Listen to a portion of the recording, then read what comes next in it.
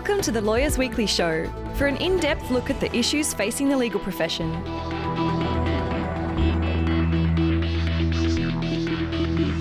Hello and welcome to a special episode of the Lawyers Weekly Show produced in partnership with our friends at NSB Cyber. My name's Jerome Doraisamy and I'm coming to you today from Camaragal Land in Sydney.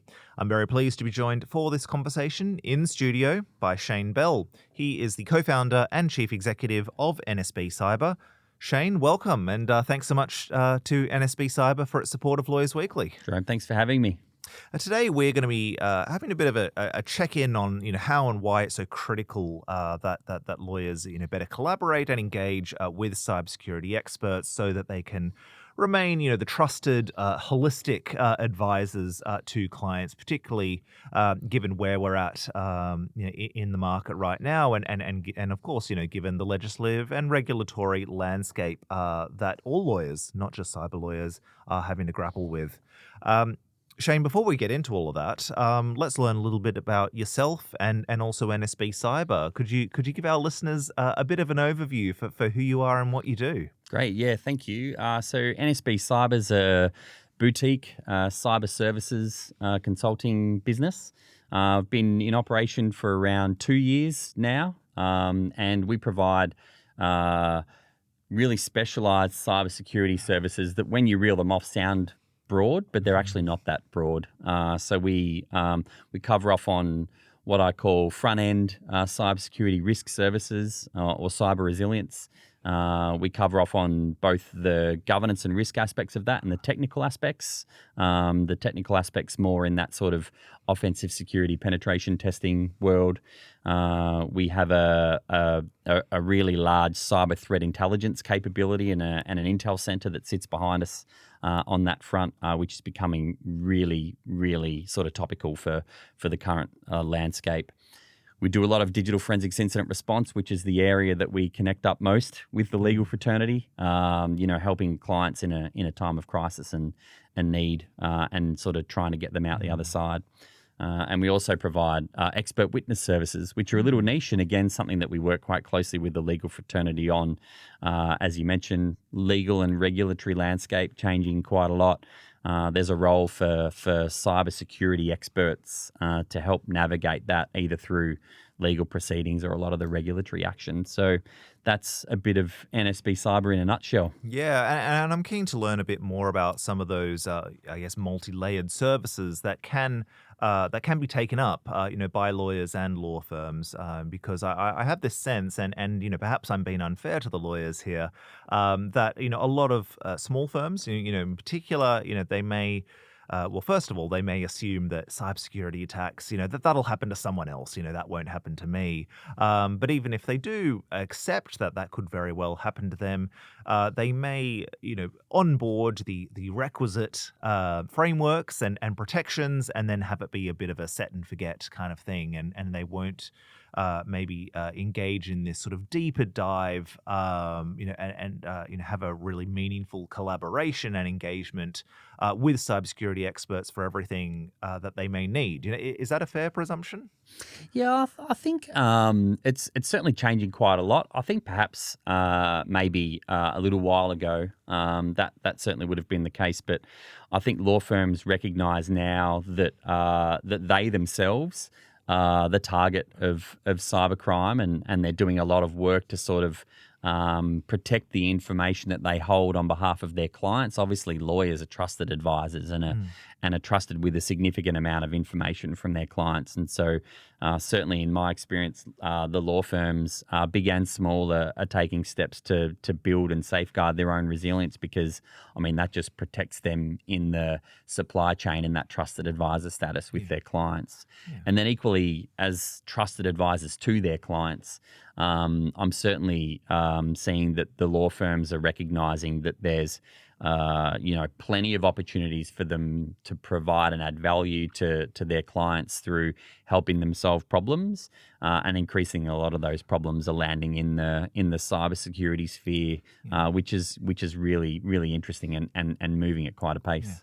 Shane, why do you think it's so important for us to be having this conversation here today? What's your perception of the lay of the land that, I guess really gives rise to the need for us to be talking about lawyers and their collaboration with cyber experts? I think one of the key points on that front, Jerome, is I think it's still really difficult sometimes for law firms and legal advisors to have a book of trusted sort of co-advisors that they can use in that space.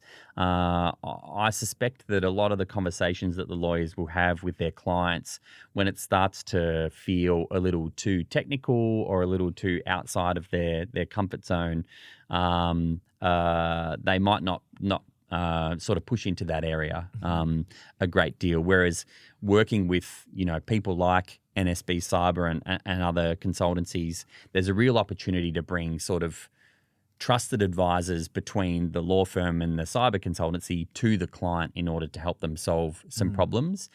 And to sort of round out the answer to your question, the reason that I think this is really important is because there's still a lot of work to do in Australia. Australian businesses, I don't know if it's because it's the Australian way, the she'll be right, we'll back ourselves if we're up against the wall type of mentality. I feel like we're still a little behind. And so lawyers, as a significant trusted advisor to most, if not all, businesses in Australia, I think have an opportunity to help educate and guide businesses in Australia to build resilience and basically stay out of the crisis room if you can avoid it, because it's not a nice place to be. Yeah, certainly a lot of the cyber lawyers that I speak to, seem to think that that we are certainly making strides in ensuring that businesses and firms can be better protected. But from what you're saying, it sounds as though that these firms and lawyers need to go a step further and bring in someone external as a trusted advisor, so that they can take any advice that they're offering to clients, so that they can ensure that the safeguarding of the business and their own businesses is taken to the next level. Yeah, and you mentioned the cyber lawyers at the law firms, and they're amazing, and they're doing really great work in sort of raising the awareness across the practice groups within their firms, as well as having more of the proactive conversations with clients. And so that's been a real shift over the last couple of years. I think if you're a practicing lawyer and they said that you wanted to practice primarily in cybersecurity and not be, in TMT or IP or litigation or M&A, there perhaps wouldn't have been a business case for that, but there certainly is now. And so I think those practice groups within the law firms are doing great work. And as the maturity, also the knowledge levels evolve in the firm around the opportunities to have different types of cyber conversations with their client base, knowing which subject matter experts they can call that work really well with lawyers can be really helpful to not just the privacy lawyers, who are the ones that inevitably call us when their clients are having issues, but more broadly the practice groups across the firm. So that kind of leads us into a discussion of why it's important to be proactive and not just reactive. Now, obviously, on the reactive side, you bring in certain experts to help when there's been a data breach or a phishing attack or something like that. But on the proactive side, obviously you've got your safeguarding of the business that needs to be done. You have your trial runs that you do with all your staff. But why is it so important to take that proactivity a step further? And what does that look like for you? I think we talk a lot in security, and I know the privacy lawyers do as well, about security and design or privacy and design. Security and design for us is about having, when you've got the time, having the forethought to build security in at the beginning so that it becomes far less obstructive down the back end. I'll use project management as an example. If I'm a project manager on a digital transformation program and I'm building, a new web application that's going to change the way that I interact with my customer base, what we would say is bring the privacy into the design and the security into the design, so that you don't get to what you think is a finished product and it goes through a security risk assessment gate and fails, and then all of a sudden security, is the bad guy because they're the one that stopped the go live on the project. So bring it forward, and so I think there's plenty of different types of conversations that the legal fraternity have with their clients that are proactive conversations that might be around transformation, big technology transformation type issues, M&A transactional type issues where cyber security due diligence is a key part of things now. There's a raft. You could just reel them off in terms of those types of conversations where security and design can be a really valuable conversation to have, and some steps can be taken right up front that mean that things don't get derailed down the back end. Yeah, and I'm curious to learn a bit more about that, because at face value, cybersecurity and law seem like pretty separate disciplines. Unless you're in literally in the cybersecurity practice area or you're in the insurance practice area. One may assume that cybersecurity isn't necessarily going to cross over into the legal advice that they're offering. But from what you're saying with corporate, with M&A, other advisory practice areas, there is actually quite a bit of crossover, and to an extent, all lawyers need to be across some of these cyber matters. Yeah, I think that's really fair. There's a lot more conversations, I think, that are including cybersecurity risk elements now. The M&A angle that you mentioned is really interesting. For the last maybe 8 years or so, there's sort of been, certainly in my experience, this contemplation of, do we do any level of due diligence in a transaction landscape on cybersecurity, and how resilient a business is through that sort of contemplation, either buy side or sell side. And historically, that's always been pushed down the road. Whether it has a tangible impact on a valuation, whether it's something that needs to be dealt with up front in a transaction. Historically, the view's been it's something that we can sort of deal with in the wash up. But I think increasingly, given the nature of how impactful poor cybersecurity practices can be on a business's viability. I'm not trying to be extreme, but if a business has an issue or an event that could have been detected in a proactive landscape that eventually plays out in a reactive landscape, and that happens post-acquisition, then perhaps that was avoidable in a due diligence type of conversation. So, I mean, that's just one example of how a cybersecurity knowledge and a cybersecurity conversation in a different part of the law firm and a different part of the legal advice landscape can still play a valuable role in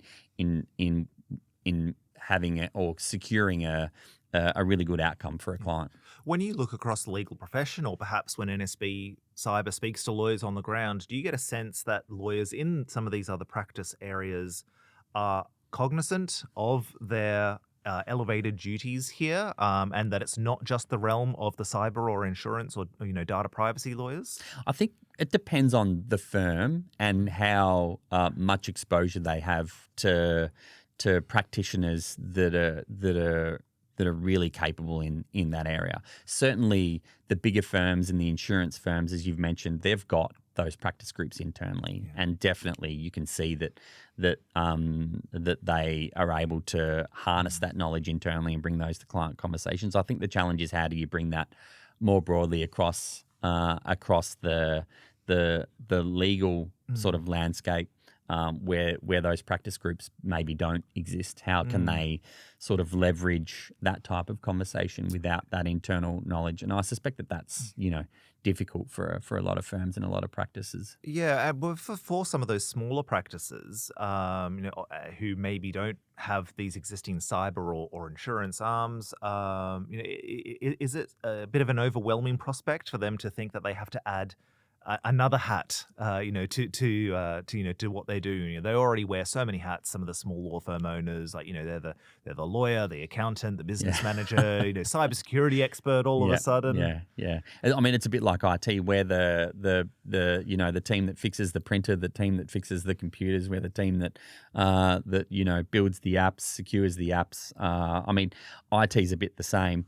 The answer to the question is, I think it can probably feel a little overwhelming, which is why I think raising the awareness about co-trusted advisors and the ability to bring in somebody to be able to round out or close out that conversation for the client is I think is valuable. Yeah, so maybe it would be worth us fleshing out, some practical examples of how having that trusted advisor on board can help alleviate, these client pain points. Yeah, I think so. There's some really good examples that I tend to use that sort of puts a little bit of meat on the bones, if you like, in terms of what we're talking about.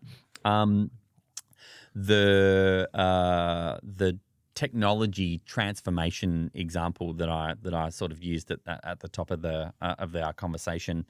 A lot of businesses now, either B2B businesses or B2C businesses, are building apps, right? They've got a lot the way that we interact with our consumers now, our customers, is ordinarily through a web app of some description, and lawyers will be a key part of that decision-making process. It might be for privacy-related advice in terms of making sure that there's privacy compliance in terms of the collection of customer information. Could be contractual in the context of third parties, etc. When you build a web application, there's certain things that need to happen in a security landscape. Like I mentioned, security and design. It needs a pen test, right? That sounds like a scary thing to a lot of people. They'll be like, well, I don't know what that is. I can't talk about that. It's basically just looking at the construct and the application or the use of that application and looking for any security flaws and vulnerabilities, either in the sort of programmatic construct of it or in the way that it is used and accessed. And so that's actually a pretty easy conversation to have if you're a legal advisor in that landscape. You know that your client's building a web application. Have you had a security test on your web application? That's one. Another example is legal advisors will often sort of provide advice in sort of business transformational type of contexts and get a lot of visibility over their client's supply chain. And third-party risk management is a huge area of cybersecurity. It is in the legal world, from contractual protections and increasingly privacy protections, but then a cybersecurity landscape. If you're allowing third parties to access your information, if you're sort of connecting your environment, IT environment, and a third party's IT environment, and doing things in that sort of digital landscape, then doing due diligence at the time that you share that connection, and then having ongoing due diligence around how cyber resilient that third party is another really easy conversation for legal advisors to have, because if a third party of a client gets breached, then that affects that client, because it could be that their customers or their information is compromised. Same as if there's a web application that goes out into production that's insecure, and that's either identified through customer complaints or security researchers, which you'll hear a lot about in the modern sort of threat landscape.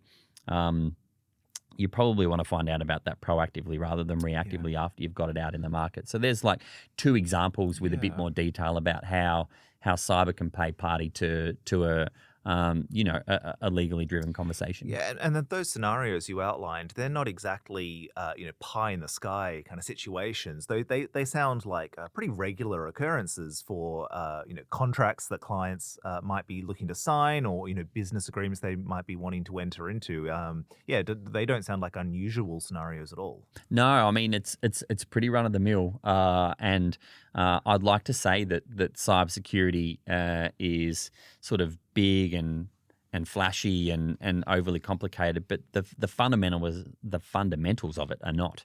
They are more broadly just risk management philosophies, and lawyers understand risk management, or risk and compliance, and so they're actually not that difficult a conversation to have. Yeah. So then tell me a bit more about some of the practical benefits that might come from engaging an expert like yourself. At the top you were talking about oh God, what were you talking?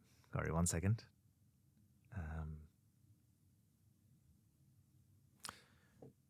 Oh yeah.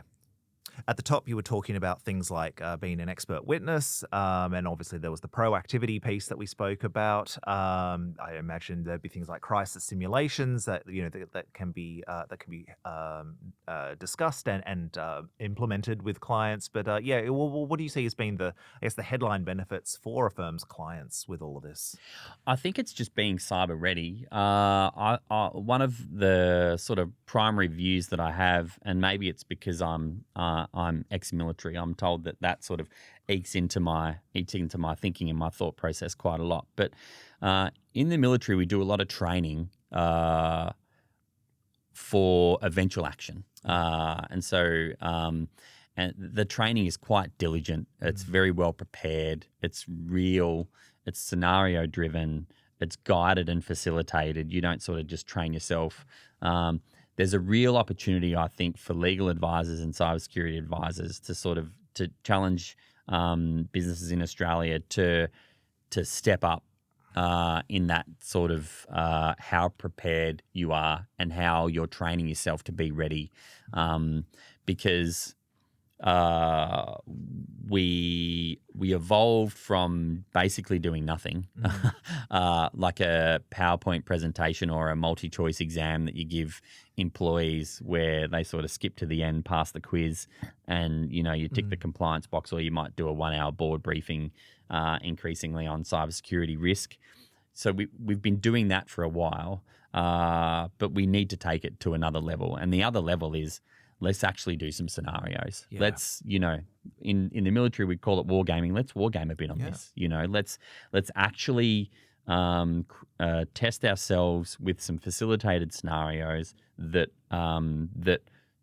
take me a little bit out of my comfort zone, because being in an actual cyber event, that's not comfortable. And getting close to that through training, so that your team develop some muscle memory around what it's like to be there in case you ever need to be there.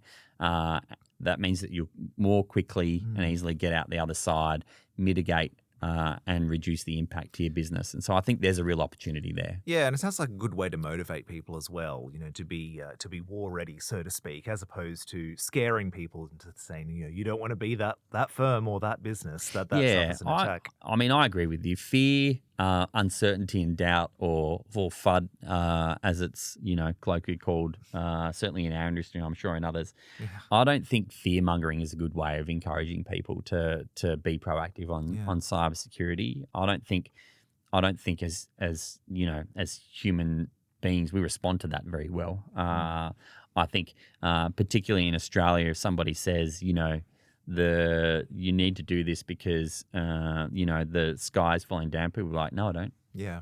I can get out of this. But if we can have more meaningful conversations around just building it into your overarching risk management approach to dealing with the more impactful catastrophic risks that are present within your business, of which cybersecurity has to be one of them. Yeah. And then wargaming that and getting real with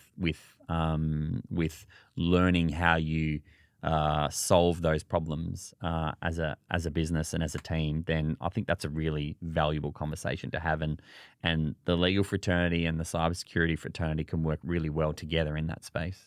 Absolutely. Do you think that a lot of this is client driven as well? Do you think clients on the ground are expecting or even demanding that their lawyers have this know-how and that they have these cyber experts, on call? I think as advisors, be it legal advisors, cybersecurity advisors, accountants, all of these disciplines where you have like a direct consulting impact with clients, I think a lot more is being asked of us. I think if you ask the legal fraternity whether they're being asked more and more questions that are sort of drifting from core, I suspect the answer to that would be yes. Yeah. But my sort of message in that landscape is cybersecurity is absolutely something that that I think the legal fraternity can start a conversation on, or recognize through an initial conversation that there might be a separate conversation to be had, and then bring in some, like I say, co-trusted advisors to sort of navigate that and get a really good outcome for the client, whether that's because the client needs a pen test on a web application, needs a risk assessment because they're looking at sort of their third-party risk management process, whether they're proactively looking at privacy compliance and APP 11 as an example, which is very much geared towards cybersecurity, whether they're looking for more intelligence around threats that impact their business so that they can factor those in. I mentioned cyber intelligence at the top of our conversation. Yeah. All topics of conversation that I suspect come up through legal advice or just general advice to clients for lawyers, and can easily be navigated if you sort of buddy up with someone in the cyber landscape. Yeah, awesome. So for lawyers listening to this, and certainly for the leaders, in those firms, what do you see as being the most important practical steps for them moving forward? I think listing out for those triggers within the conversations to be able to provide meaningful advice to their clients, and then having some subject matter experts that on hand that they consider to be trusted advisors to them that they can sort of co-advise clients with. I think there's lots of work on both sides of this equation to be done on the cybersecurity side and on the legal side.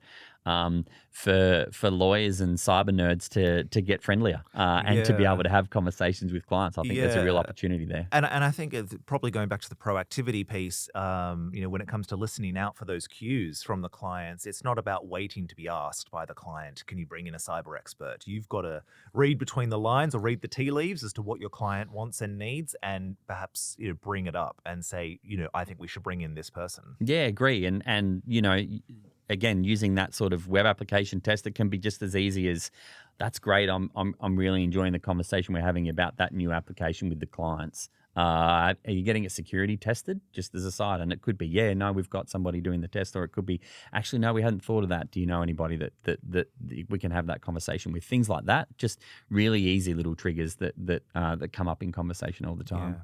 Well, Shane, it's been great to chat with you and learn a bit more about what NSB Cyber does, as well as also how and why it's so important for lawyers to be bringing cyber experts into the conversations for client legal service delivery. For those who want to learn more about NSB Cyber, how can they do so?